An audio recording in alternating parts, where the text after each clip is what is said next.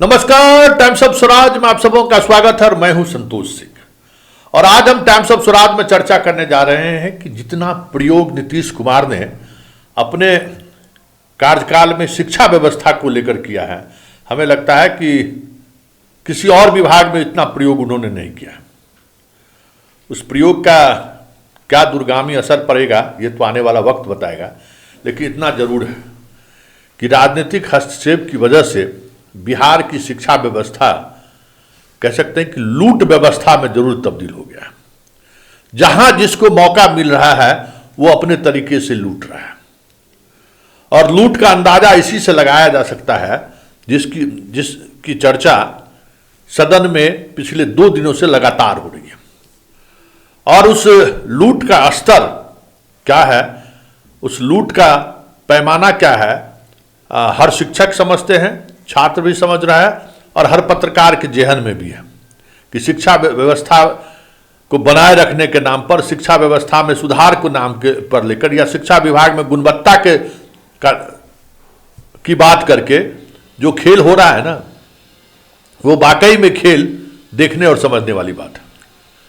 अब वो खेल जो हम लोग चर्चा करते थे और लगातार हम खबरों के माध्यम से वो दिखाते भी रहे हैं, अब उसकी चर्चा सदन में भी होने लगी है। मैंने सवाल खड़ा किया था कि उस परीक्षा का क्या मतलब है जिस परीक्षा का प्रश्न पत्र एक दिन पहले ही यूट्यूब पर उस जो परीक्षाएं होनी है उस परीक्षा का क्वेश्चन के साथ आंसर पब्लिश कर दिया जाता है। हमें एक छात्रा ने फोन करके बताया था ना, हमने, याद होगा आपको। और हालांकि उस पर कुछ कार्रवाई हुई, ऐसे 2-3 यूट्यूबर्स पर कार्रवाई हुई, लेकिन सवाल कार्रवाई का नहीं है, वो अभी भी निरंतर जारी है और सवाल खड़े होने शुरू हो गए हैं। अब तो हमारी उस खबर को विधान परिषद में सदस्यों ने भी अपने तरीके से उठाया है और सवाल किया है कि भाई उस परीक्षा का मतलब क्या है। पूरे देश में जितनी भी तरीके की शिक्षा व्यवस्था है, जितने भी स्तर पर परीक्षा हो रहा है, कहीं भी, चाहे निजी स्कूल हो या सरकारी स्कूल हो, कहीं भी हर महीने परीक्षा नहीं होती है। स्कूल का असेसमेंट जो हो जाए, लेकिन विधिवत अब बिहार विद्यालय परीक्षा समिति एकदम ठेका के साथ क्वेश्चन छपवाता है, जाके जिला में पटक देता है और 2 दिन तक मास्टर साहब उस क्वेश्चन को खोजते रहे कि हमारा स्कूल का क्वेश्चन कौन सा है। उसके बाद क्वेश्चन लेके जाइए, विद्यार्थी को दीजिए, और विद्यार्थी परीक्षा दिया, कॉपी देखने की जरूरत नहीं है, अपने रिजल्ट सामने आ गया। और उस दौरान सबसे आश्चर्यजनक बात है कि शिक्षक का अदला बदली हो जाता है। मतलब हमारे स्कूल में परीक्षा है तो दूसरे स्कूल का शिक्षक आ जाएंगे, दूसरे स्कूल में परीक्षा है तो तीसरे स्कूल के शिक्षक चलाएंगे। इस स्तर पर खेला होता है। अब बताइए ये क्या है। ये देखिए विधानसभा में और विधान परिषद में किस तरीके से परीक्षा को लेकर जो एक सिंडिकेट चल रहा है, लूट का सिंडिकेट, उसको लेकर जब सदस्यों ने सवाल खड़ा किया तो मंत्री कितने असहज हो रहे हैं, जरा इसको देखिए। और अब कह रहे हैं कि दिसंबर में हम अब इसकी समीक्षा करेंगे। कई मालिक बन जाते हैं, कई महावत बन जाते हैं, इसके चलते कठिनाई हो रही है। और महोदय, कुछ तो अव्यवहारिक बात माननीय मंत्री ने कहा, कुछ प्रॉब्लम होता है महीने महीने परीक्षा, 7 दिन 6 दिन परीक्षा होता है तो 6 दिन ऐसे गया क्लास, 7 दिन कॉपी दिखाता है तो 7 6 13, 5 गो छुट्टी होता है तो 13 5 आप जोड़ लें महोदय, 18। तो इस तरह से, और कोई उस रिजल्ट का असेसमेंट नहीं है। महीने महीने एग्जाम हम ही लोगों के स्कूल में, सरकारी स्कूल में होता है, और उसका असेसमेंट करेंगे तो 0। आखिर किस उद्देश्य से आप परीक्षा लेते हैं? तो आप असेसमेंट कीजिए ना कि उससे कुछ फायदा हुआ है या घाटा हुआ है। आपके प्रश्न पत्र पहले से लीक रहते हैं, 4 दिन पहले भेज देते हैं, सब बच्चा को बताया जाता है। 3 दिन तक एक ही सब्जेक्ट के कॉपी को स्कूल अपना प्रतिष्ठा बचाने के लिए उसको लिखवाता है।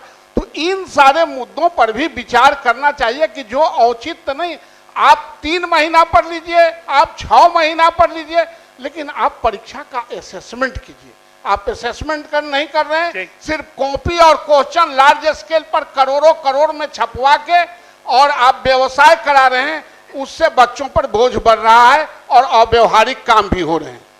पर मैं कहना चाहूँगा माननीय सभापति महोदय कि ये जो पूर्व से चली आ रही जो व्यवस्था थी कि हर महीने की, उस पर हम लोग दिसंबर माह में निश्चित रूप से उस पर विचार कर रहे हैं कि क्या वो व्यवहारिक है कि नहीं।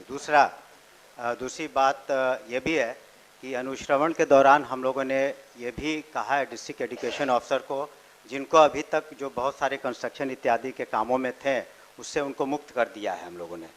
तो अब स्कूल्स की ग्रेडिंग भी हम लोग करना इसी वजह से चाहते हैं, इस ख्याल से नहीं कि कोई स्कूल अगर ग्रेडिंग में नीचे हो तो वहाँ पर किसी शिक्षक को हम लोग गलत व्यवहार करेंगे या उन पर कार्रवाई करेंगे। इसलिए हम लोग ग्रेडिंग करना चाहते हैं कि वैसे स्कूल जो अपने परफॉर्मेंस में थोड़े नीचे हैं उनको ऊपर कैसे लाया जाए।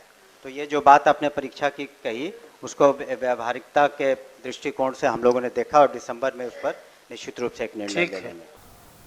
तो आपने सुन लिया, लेकिन बड़ी बात यह है कि भाई पढ़ाई हो नहीं रही है। अरे भाई एक और बात, एक शिक्षक ने तो हमें आज ही मैसेज किया है, कल बात उन्होंने किया था कि 10th से ऊपर वाले क्लास का तो कोई सिलेबस ही नहीं है और पढ़ाई हो रहा है। अगर मान लीजिए हर महीने शिक्षक ने अपने अनुसार 2-2 चैप्टर को बांट लिया तो पता चला कि इस महीने में 9 और 10 को की परीक्षा होनी चाहिए तो 12-13वां चैप्टर से क्वेश्चन पूछ लिए। मतलब कुछ भी कर देना है, कुछ भी करके निपटा देना है। तो शिक्षा मंत्री जी दिसंबर में बंद करिए, अच्छी बात है, लेकिन बड़ी बात यह है कि ये जो खेला है ना, इस खेला को समझिए। सरकार कहती है कि हमारे पास पैसा नहीं है, सरकार कहती है कि वेतन देने के लिए भी जो है समय केंद्र की तरफ देखना पड़ता है। जब तक कि भ्रष्टाचार नहीं रुकेगा तो वेतन क्या, ही तो खजाने पर हाथ डाला जा रहा है। ये खजाना का लूट है, ये ट्रेजरी लूट है कि परीक्षा के नाम पर जिस तरीके से सेंट्रलाइज। अरे भाई कई गांव ग्रामीण इलाके के प्रेस वाले भी हमको फ़ोन करते हैं कि पहले हेडमास्टर साहब स्थानीय स्तर पर क्वेश्चन छपा लेते थे और परीक्षा लेते थे, अब वो क्वेश्चन भी पटने में छपाएगा और उसका भी टेंडर होगा करोड़ों में, क्वेश्चन और प्रश्न पत्र और कॉपी। बताइए तो स्थानीय स्तर पर जो प्रेस चलाने वाले लोग हैं, जिनको इसकी वजह से रोजगार का अवसर मिलता था, उनको कामकाज मिलता था, वो भी छीन लिया। क्यों? तो सेंट्रलाइज होगा तो सेंट्रलाइज चीज़ें आएंगी। ये खेल है।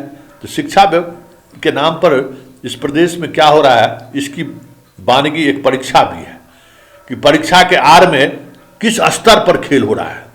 और ये आप बताइए, ताज्जुब करने वाली बात है कि हर महीने परीक्षा होगा। सही न बोले नवल किशोर यादव कि 18 दिन तो उसी में चला गया, बच गया 12 दिन, फिर 12 दिन कुछ पर आया कि फिर परीक्षा के सर पर आ गया। तो परीक्षा गुणवत्तापूर्ण शिक्षा लाने के लिए नहीं है।